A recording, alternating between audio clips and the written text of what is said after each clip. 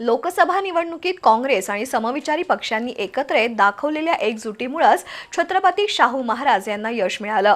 हीच एकतेची भावना आणि समन्वय आगामी जिल्हा परिषद पंचायत समितीच्या निवडणुकांमध्येही कायम ठेवा। काँग्रेस आणि समविचारी पक्षांची वज्रमूठ अधिक भक्कम करून सर्वसामान्यांच्या प्रश्नांसाठी एकत्रितपणे लढा द्यावा असं आवाहन मधुरिमा राजे छत्रपती यांनी केलं। पिरळ इथं झालेल्या काँग्रेसच्या कार्यक्रमात त्या बोलत होत्या।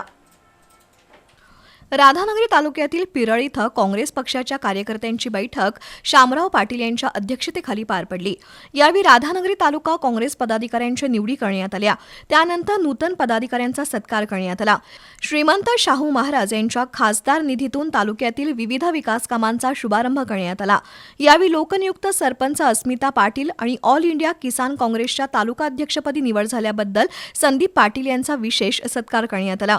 शेतकरी, कष्टकरी, महिला आणि युवकांच्या प्रश्नांसाठी काँग्रेस आणि समविचारी पक्ष सातत्यानं लढत असून स्थानिक स्वराज्य संस्थांमध्येही एकजूट कायम ठेवणं आवश्यक आहे असं मधुरिमा राजे म्हणाल्या।